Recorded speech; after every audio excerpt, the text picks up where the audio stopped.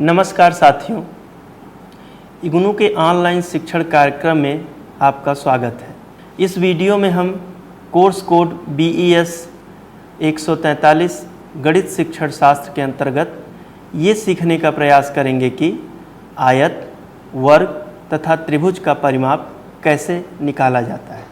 मैं डॉक्टर हरीश पांडे, सहायक आचार्य, महात्मा गांधी अंतर्राष्ट्रीय हिंदी विश्वविद्यालय, वर्धा, महाराष्ट्र।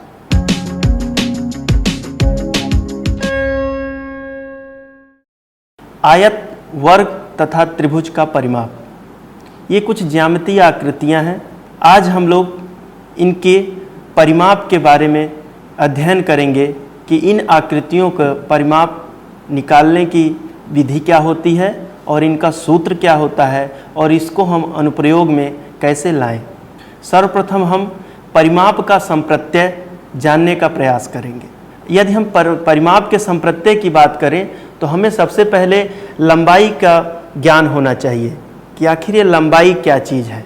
अगर हम लंबाई की बात करें तो किसी वस्तु के एक छोर से दूसरे छोर तक का जो समानांतर विस्तार होता है या दूरी होती है उसी को हम लंबाई कहते हैं। इसे हम एक क्रियाकलाप से भी समझ सकते हैं, या आपके समक्ष एक पिक्चर दिख रही होगी जिसमें एक धागा है और एक पिक्चर दिख रही होगी, उस धागे से मोड़ करके एक आकृति बनाई गई है। जो धागा हम यूज कर रहे हैं उस धागे की जो लंबाई हम अगर स्केल से मापें तो वह है 20 सेंटीमीटर। यदि हम उसी को मोड़ करके एक और आकृति बनाएं जैसा कि चित्र में आपको दिख रहा है, तो वह क्या लंबाई उसकी बढ़ जाएगी या घट जाएगी या क्या होगा अगर हम उसी धागे से मोड़कर अन्य अलग अलग तरह की चित्र को या आकृति को बनाएं। यह जो आकृति आप देख रहे हैं, इस आकृति के चारों तरफ एक मनुष्य टहल रहा है और हमें यह ज्ञात करना है कि जो बाह्य दूरी वह तय कर रहा है वह कितनी है और इसे किस नाम से जाना जाता है गणित के क्षेत्र में। तो दी गई आकृति की हम बाह्य लंबाई कैसे ज्ञात करें, इसके लिए हम एक क्रियाकलाप करने की कोशिश करेंगे। तो चलिए करके सीखते हैं। इसके लिए हमारे पास 3 तरह के आइटम हैं। पहले एक कार्डबोर्ड, एक धागा और एक स्केल। ये जो कार्डबोर्ड है, एक बार हम मान करके चलते हैं कि आयताकार आकृति है। हालांकि आयत हमें क्लियर रखना होगा कि आयत 2 डायमेंशनल नहीं है कि हमें मिलेगा, यह हमेशा एक प्लेन पर बना होगा। लेकिन हम मान के चलते हैं कि इस आकृति की बाह्य दूरी को हमें कैसे ज्ञात करना है। इसके लिए हम कोई गणितीय संप्रत्यय या गणितीय सूत्र का यूज न करके सिर्फ एक सामान्य सी एक तकनीकी लगाते हैं कि हम एक छोर से इस धागे को पकड़ते हैं और इसके चारों तरफ इस धागे को घुमाने का प्रयास करते हैं। इस प्रकार घुमाते हैं कि इसके चारों कोनों से होते हुए और बाह्य जो छोर हैं उसको कवर करते हुए यह धागा हम वहाँ तक पहुँचाएँ जहाँ से हमने इस धागे को शुरू किया था। अब हम इस कार्डबोर्ड को छोड़ देते हैं और यहाँ पे पकड़ लेते हैं। अब यह शुरू की और यहाँ की जहाँ तक यह धागा गया, इसकी एक दूरी हमारे पास हो गई और इस दूरी को मेज़र करने के लिए हम इस स्केल की सहायता लेते हैं। यहाँ से हमने इसको मेज़र करना शुरू किया और हम देखते हैं कि एक जो प्रॉपर यूनिट में, सेंटीमीटर में अगर आप मेज़र कर रहे हों तो हमारे पास एक प्रॉपर यूनिट में इस धागे का जो दूरी है, इस धागे की जो लंबाई है वो हमें ज्ञात हो जाती है। यह सिर्फ धागे की लंबाई अभी तक ज्ञात हुई, लेकिन यदि हम सोचें तो हमने क्या किया है, हमने इस आयताकार जो ये आकृति जिसे हम समझ रहे हैं, इसकी बाह्य जो दूरी है इसे हमने मेजर कर लिया। तो इस प्रकार से हम इस क्रियाकलाप से यह सीखे कि आकृति किसी प्रकार की हो, हम धागे के सहायता से उसकी बाह्य माप को मेज़र कर सकते हैं और यही बाह्य माप गणित की भाषा में परिमाप कहा जाता है। अगर हम परिमाप की शब्दगत परिभाषा की बात करें, इटिमोलॉजिकल मीनिंग की बात करें, तो यह 2 शब्दों से मिलकर बना है, परि और माप, जिसका अर्थ ही होता है बाह्य माप। एक सरल बंद आकृति की परिसीमा की लंबाई उसका परिमाप कहलाती है। जैसे कि आपने पीछे उदाहरण में इस क्रियाकलाप में देखा। एक बंद आकृति का परिमाप ऐसी दूरी है जो उस आकृति के चारों ओर एक चक्कर लगाने में तय की जाती है। जैसे कि आपने उस मनुष्य को देखा जो एक प्रमुख आकृति के चारों तरफ चक्कर लगा रहा है, जहाँ से शुरू हो वहाँ तक पहुँच गया, वह दूरी परिमाप कही जाएगी। परिमाप की व्याख्या हम करने के लिए हम कुछ घरेलू ऐसे चित्र या ऐसे घरेलू आकृतियों से भी समझ सकते हैं, जैसे टेबल, कुर्सी के जिस पर हम बैठते हैं, और तो और हम कुछ अपने सामाजिक चीज़ों जैसे खेत, बगीचा, तालाब इत्यादि के भी चारों तरफ की जो दूरी है उसे मापित करने या मापन करने में उसका हम उपयोग करते हैं। जैसा कि आप इस चित्र में देख रहे हैं कि एक लड़की एक इस प्रकार की आकृति के चारों तरफ चक्कर लगा रही है, जो न तो आयताकार है, न तो त्रिभुजाकार है, न तो वर्गाकार है। लेकिन यदि हमें एक रस्सी की सहायता से हम चाहें तो इस प्रकार की आकृति का भी परिमाप निकाल सकते हैं। हालांकि यह समय ज़्यादा लेता है, इसके लिए गणित में किस प्रकार हम तकनीकी यूज करते हैं और कैसे सूत्र का इजाद करते हैं, उपयोग करते हैं, वह हम आगे देखेंगे। उस पर आगे बढ़ने से पहले हम दैनिक जीवन से कुछ ऐसे उदाहरण लेंगे जिसके आधार पर हम परिमाप को या परिमाप के संप्रत्यय को थोड़ा और समझने की कोशिश करेंगे। इसके लिए हम एक विशेष समुदाय, एक निर्जातीय समुदाय जो कि कुम्हार समुदाय जिसका नाम है, जो एक बर्तन बनाने का कार्य करता है, उसकी कुछ टूल जो उपकरण वह यूज करता है उस पद्धति में, हम कुछ उपकरणों की छायाचित्र जो कि आप देख रहे हैं उस पर हम ध्यान देते हैं। और उन उपकरणों की अगर हम वाह्य माप पर ध्यान दें तो हमें दिखेगा, जैसे जो पहला पिक्चर आपको दिख रहा है एक टेबल, दूसरा है जो विशेष एक उपकरण यूज करते हैं वो पीटन, फिर है आवा। आवा मीन्स वो बर्तन पकाने के लिए अपनी ज़मीन पर एक विशेष प्रकार की आकृति बनाते हैं और उसके ऊपर वह बर्तन को रखते हैं और उसमें आग लगा के उसको थोड़ा पकाते हैं। और पंक्तिबद्ध कुल्हड़ जो बहुत ही अलग तरीके से, कोई विशेष रैंडम कोई ऐसा आकृति नहीं है जिसे गणित में कोई नाम दें, तो वह एक कठिन तरह की एक घूमती हुई या यूँ कह सकते हैं कि एक कठिन आकृति दिखती है। मतलब टेबल आयताकार, वृत्ताकार और आयताकार वृत्ताकार का मेल होते हुए अगर हम आगे बढ़ें तो हम देखते हैं कि एक विशेष कॉम्प्लेक्स आकृति भी हमें दिख रही है। अगर हम इसी को थोड़ा परिवर्तित करें, इसके बाह्य आकृति को सिर्फ देखें, तो वही पिक्चर आपको नीचे दिख रहा है, जो कि टेबल के चारों तरफ जो है वो आयताकार हो रही है। पीटन जो उपकरण है वह आयताकार और वृत्ताकार का दोनों का समन्वित रूप दिख रहा है। जो बेस ऑफ आवा जिसे कह रहे हैं, आवा का जो आधार है वह वृत्ताकार है, और जो कुल्हड़ उन्होंने एक तरह से पंक्तिबद्ध किया हुआ है वह एक बंद आकृति है जो थोड़ी रूढ़ है, थोड़ी कॉम्प्लेक्स है। हमें यदि इन आकृतियों के परिमाप को या वाह्य माप को ज्ञात करना हो तो हम गणित के सूत्र से भी और धागे की सहायता से भी ज्ञात कर सकते हैं।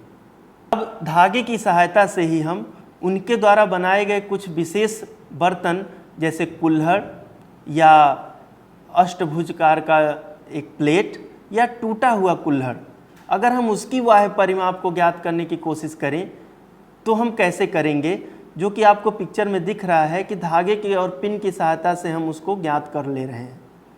यदि उसकी रूढ़ता को थोड़ी और बढ़ा दें तो आप देख रहे हैं कुम्हार समुदाय द्वारा कुछ और कुल्हड़ को एक तरह से पंक्तिबद्ध किया गया है। अगर हम इसकी बाह्य आकृति को भी मेजर करें तो रस्सी की सहायता से हम मेजर कर सकते हैं। तो यह कुछ उदाहरण हुए जो हमारे निर्जातीय जो संस्कृति है, निर्जातीय जो हमारे समूह हैं वह उपयोग में लाते हैं।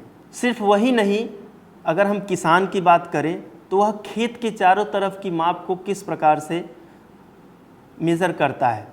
यदि हम किसी व्यापारी की बात करें या गांव में यदि हम किसी तालाब या किसी कुएं की जो चारों तरफ का जिसे जगत बोलते हैं उसकी अगर हम माप लेने की कोशिश करें तो किस प्रकार से करेंगे, आपको यह पिक्चर में दिख रहा है। जो आकृति आपको दिख रही है इसका अगर हमें परिमाप निकालना हो तो हम कैसे निकालेंगे। तो पहली जो दूरी है उसे ए से दिखाएं, अगर दूसरी दूरी को B से, तीसरी दूरी को C से और चौथी दूरी को D से। यह एक बंद आकृति का रूप लेती है और अगर हम इनकी चारों दूरियों को जोड़ दें तो इसका जो वाह्य माप है वह A + B + C + D कहा जाएगा और इसी को परिमाप कह सकते हैं कि यही इस आकृति का परिमाप है। आगे आप देख रहे हैं कि एक ऐसी आकृति है जो इसमें पहली जो उसकी दूरी है वह मान लेते हैं 5 मीटर, दूसरी 2 मीटर, तीसरी फिर 2 मीटर, फिर 2 मीटर, फिर 2 मीटर। इस प्रकार से वह दूरी को एक बंद आकृति के रूप में कवर करती है। अगर हम इसके द्वारा चली गई इस दूरी को जो कि विशेष दिशाओं में चल रही है, यदि हम इसे जोड़ दें तो हमारे पास एक ऐसी दूरी जो कंसोलिडेटेड या जोड़ी हुई दूरी आ जाएगी, उसे भी हम वाह्य माप कहेंगे और उस वाह्य माप के साथ चली गई दूरी का वह यूनिट लगा देंगे, जैसे मीटर, सेंटीमीटर, तो वह उसकी परिमाप कहा जाएगा। ये तो हुए कुछ देशज और घरेलू उदाहरण और एक देशज तकनीकी जिसकी सहायता से हम परिमाप ज्ञात करते हैं। लेकिन गणित सिर्फ इतने पर नहीं रुकती, इसको और परिमाप को बेहतर करने के लिए इसके पास बहुत से ऐसे आकृतियां हैं जिसके परिमाप को हमें ज्ञात करने की ज़रूरत है। उसमें से एक विशेष आकृति है आयत। आयत के बारे में यदि हम इसकी विशेषता या परिभाषा के बारे में समझें तो यह बहुत तरीके से परिभाषित हो सकता है। साधारण शब्दों में यह 4 भुजाओं से घिरी हुई आकृति होती है और इसकी जो आमने सामने की भुजा होती है वह समानांतर होती है और आमने सामने की भुजा बराबर होती है तथा इनके बीच जो कोण होता है वह 90 अंश का कोण होता है। तो हम इस विशेष प्रकार की आकृति जिसे आयत कहते हैं, इसके परिमाप के बारे में अध्ययन करने की कोशिश करेंगे। आपके सामने दिख रहा है एक पिक्चर। इस चित्र में एक आयत का उपयोग किया गया है जिसकी एक भुजा 5 सेंटीमीटर और दूसरी भुजा 10 सेंटीमीटर है। जब हम इसके परिमाप को निकालने की कोशिश करेंगे तो हम वाह्य माप से जानने की कोशिश करेंगे, लेकिन चित्र में हम देख रहे हैं कि सिर्फ एक तरफ की भुजा 5 सेंटीमीटर दी गई है और एक तरफ की भुजा 10 सेंटीमीटर यानी लंबाई और चौड़ाई दी गई है। दूसरे तरफ की लंबाई और चौड़ाई की माप नहीं दी गई है। तो अब हमें यह ज़रूरत होगी कि हम आयत की परिभाषा को फिर से एक बार ध्यान में लाएं। वो क्या है कि आमने सामने की भुजा बराबर और समानांतर। 4 भुजाएं हैं इस आकृति में और समानांतर है, ये भी दिख रहा है। 90 अंश का कोण है, यह भी दिख रहा है। अब हमें जब बराबर है आमने सामने की भुजा तो हमें यह समझ में आ गया कि अगर चौड़ाई 5 सेंटीमीटर है तो दूसरे तरफ की भी चौड़ाई 5 सेंटीमीटर होगी। अगर एक तरफ की लंबाई 10 सेंटीमीटर है तो दूसरे तरफ की भी 10 सेंटीमीटर होगी। अब हम इसकी वाह्य माप को अगर हम मेज़र करने की कोशिश करें तो वह होगी 5 सेंटीमीटर धन 10 सेंटीमीटर धन 5 सेंटीमीटर और धन 10 सेंटीमीटर। और इस प्रकार से 10 सेंटीमीटर की चौड़ाई वाली माप और 20 सेंटीमीटर की लंबाई वाली माप और दोनों को जोड़ दें तो 30 सेंटीमीटर। यह एक जो आयताकार आकृति हमें अभी दिखी वह इसका एक मापन हो गया। हमें ध्यान देना है कि हमने जो यह मेजर किया है, हम जो क्रियाकलाप अभी अपनाएं उसे बस हमें अपने दिमाग में रखना है। क्यों? क्योंकि हम अभी दूसरी इसी प्रकार की आकृति लेंगे और उसकी परिमाप को या वाह्य माप को ज्ञात करने की कोशिश करेंगे और उसके उपरांत मैथमेटिकल इंडक्शन से हम सूत्र तक पहुंचने की कोशिश करेंगे। अब आयत का जो दूसरा एक चित्र आपके सामने दिख रहा है, उसमें जो चौड़ाई है वह 5 सेंटीमीटर और लंबाई 12 सेंटीमीटर। तो बहुत आसान है। अगर एक लंबाई दी है या एक चौड़ाई दी है तो हमें दूसरी लंबाई दूसरी चौड़ाई आयत की परिभाषा से पता चल गई।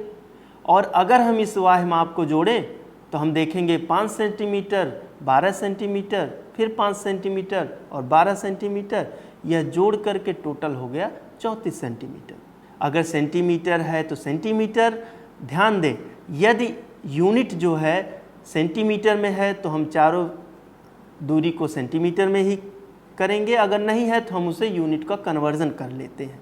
इसी प्रकार आप खुद से स्वयं से एक छोटा सा एक क्रियाकलाप या यूँ कहें कि हल निकाल सकते हैं। अगर यह दूरी, लंबाई की दूरी 15 सेंटीमीटर हो माप और चौड़ाई की माप 8 सेंटीमीटर हो, तो आप ज्ञात करके यह देख सकते हैं कि इसके परिमाप या वाह्य माप कितना होगा। अब गणितीय आगमन से हम यह कोशिश करेंगे कि यदि यही भुजा चौड़ाई की b और लंबाई की a हो, तब हम इसे जोड़ेंगे तो क्या होगा।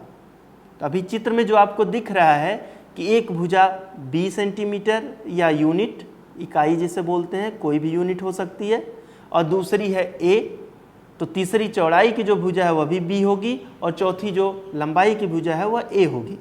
अब लंबाई, चौड़ाई, फिर लंबाई और चौड़ाई, अगर हम सबको जोड़ें तो a plus b plus a plus b।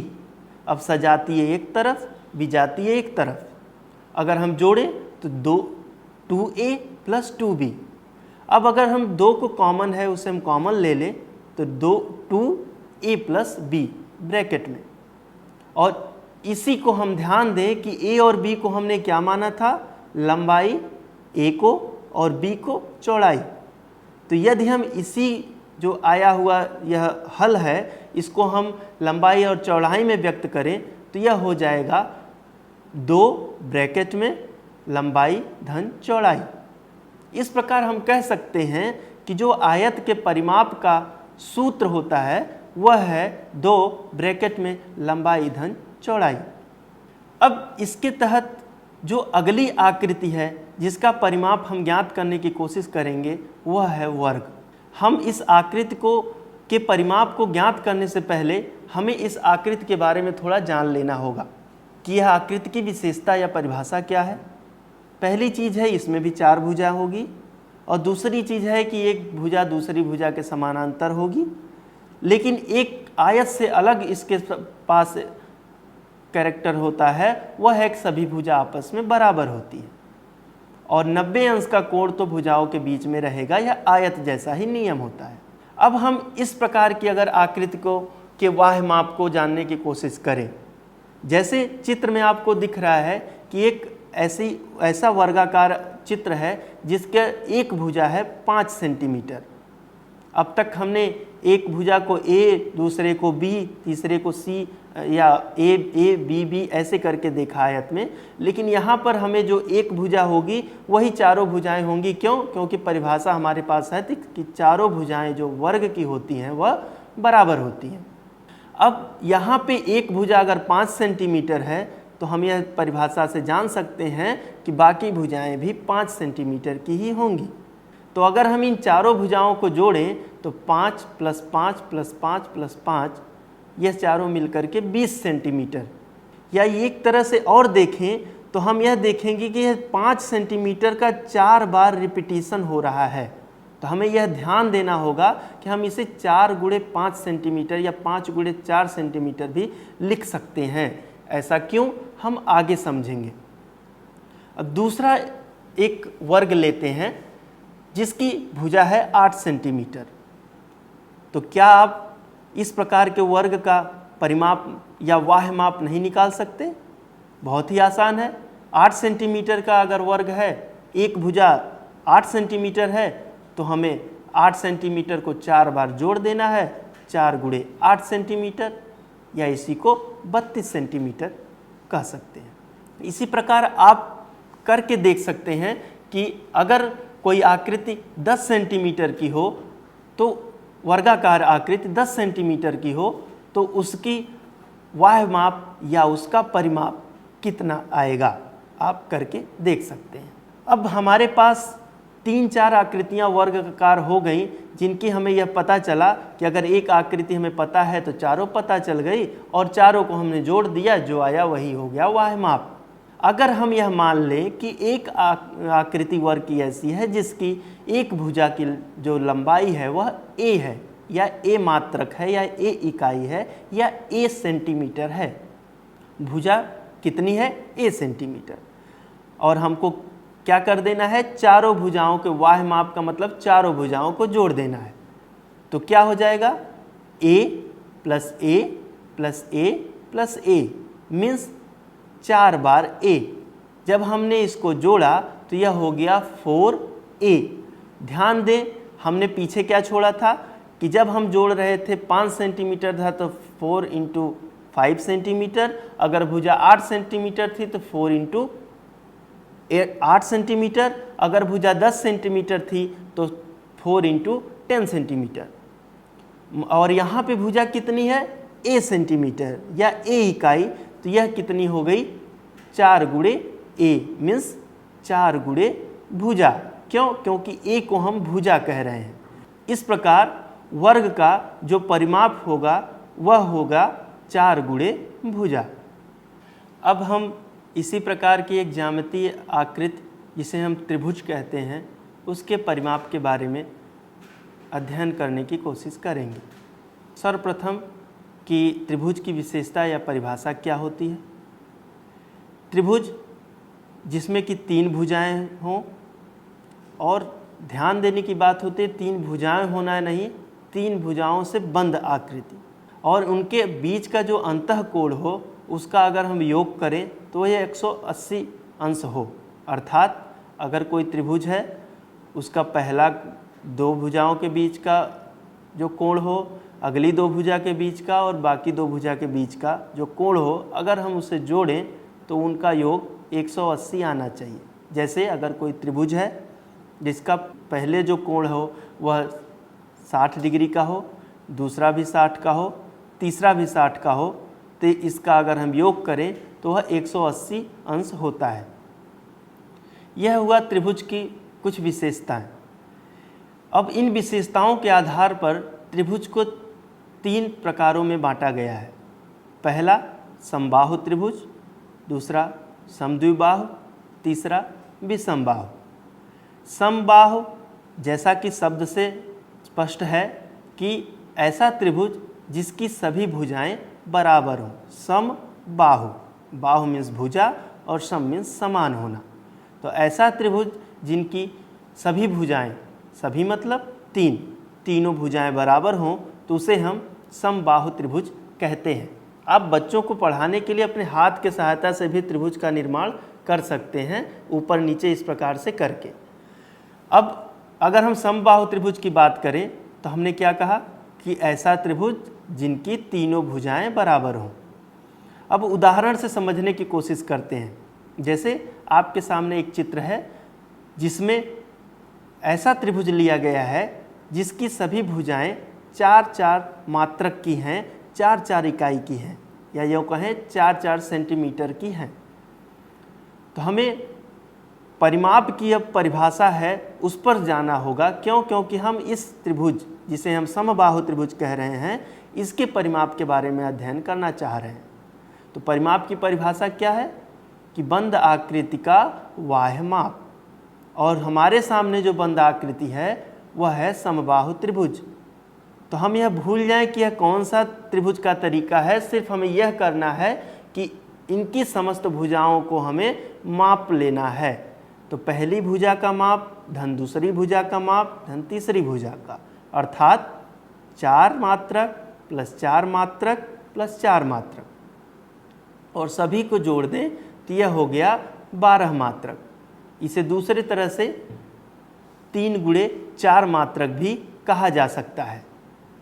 और दूसरी, इसी को हम अगर जनरलाइज करें मैथमेटिकल इंडक्शन से तो 3 × 4 मात्रक का अर्थ यह हो गया कि अगर समबाहु त्रिभुज के, ध्यान दें यह सिर्फ समबाहु त्रिभुज के लिए सत्य है कि अगर एक भुजा a सेंटीमीटर की होगी तो इसका परिमाप 3a मात्रक होगा।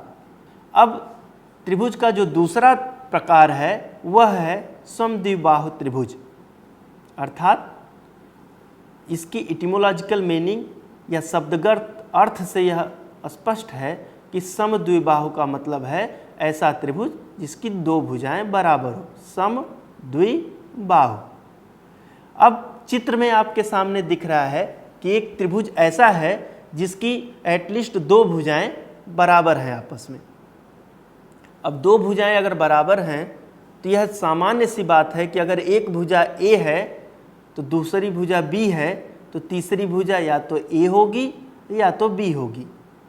और जो चित्र में दिया गया है उसमें दो भुजाएं बराबर हैं, तो एक भुजा ए है और दूसरी जो बराबर भुजा है वह भी ए रखी गई है, लेकिन तीसरी जो भुजा है वह बी है।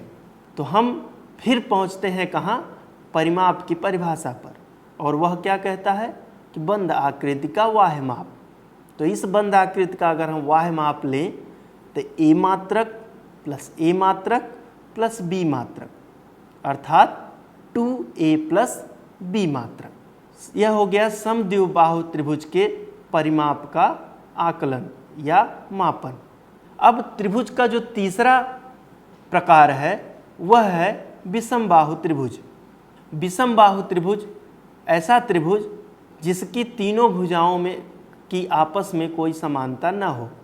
समानता किस सेंस में? कि उनकी जो लंबाई हो वह आपस में बराबर न हो। अब चित्र में आपको दिख रहा है कि इसमें तीन जो भुजाएं हैं जिससे घिर करके यह त्रिभुज निर्मित हुआ है, वह a सेंटीमीटर या a मात्रक, दूसरी b मात्रक, तीसरी c मात्रक। अब a, b, c तीनों अलग अलग मात्रक की यह भुजाएं हैं। इसका हमें परिमाप ज्ञात करना है। तो बहुत ही आसान सा तरीका है। हम फिर पहुंचेंगे कहाँ? परिभाषा के पास, कि हमें परिमाप की परिभाषा जो हम जानते हैं वह क्या है? आसान सा है, वाह्य माप। दी गई बंद आकृति का वाह्य माप या वाह्य दूरी। तो इस प्रकार की आकृति की अगर हम वाह्य दूरी को मापने की कोशिश करें तो वह हो जाती है a plus B plus C. अगर यूनिट दी गई हो तो a इकाई प्लस b इकाई प्लस c इकाई, जिसे हम कह सकते हैं a plus B plus c इकाई। जैसा आयत में था कि एक भुजा अगर दूसरी मात्रक की हो, दूसरी भुजा अलग मात्रक की हो, तीसरी भुजा अलग मात्रक का हो, मीन्स सेंटीमीटर की हो, एक मिलीमीटर की हो, एक मीटर की हो, तो हमें इन सभी भुजाओं के मात्रक को समान कर लेना होता है। तो यह हमने अब तक जो जाना कि इन आकृतियों का परिमाप कैसे ज्ञात करें, आइए हम थोड़ा सा अभ्यास करके सीखते हैं। अभ्यास के लिए एनसीईआरटी पुस्तक का कुछ सवाल आपके सामने है, जिसमें दिया गया है कि विभिन्न प्रकार की 4 आकृतियां हैं और उनकी जो भुजाएं हैं उसका माप दिया गया है, और उसके माप को आपको ज्ञात करना है। किस प्रकार? वाह्य माप को। जैसे पहली जो आकृति है वो आप देख सकते हैं A, इसमें एक भुजा का माप 10 सेंटीमीटर है, दूसरी की 40, तीसरी की भी 10 और चौथी की 40। अब दो भुजाएं आपस में बराबर हैं, दो भुजाएं आपस में समानांतर हैं सभी भुजाएं, और बीच का कोण 90 अंश का है। इसी प्रकार यह जो दूसरा उदाहरण आपके सामने है वह देखने से ही लग रहा है सभी जो लंबाइयां बराबर हैं भुजाएं, या तो यह वर्ग है, और यह सूत्र से भी आप इसका परिमाप निकाल सकते हैं 4 गुणे भुजा, या अलग अलग सभी भुजाओं को जोड़कर। और इसी प्रकार तीसरा उदाहरण जो एक धन की आकृति का चित्र है, चौथा उदाहरण जो एक इर्रेगुलर फिगर है, चित्र है, सबकी जो वाह्य माप है अगर हम ले लें तो यह परिमाप को निर्देशित करेगी या परिमाप को दर्शाएगी। तो इस प्रकार से हमने कई प्रकार के आकृतियों के परिमाप के बारे में अध्ययन किया, जैसे कि आयत, वर्ग एवं त्रिभुज। धन्यवाद।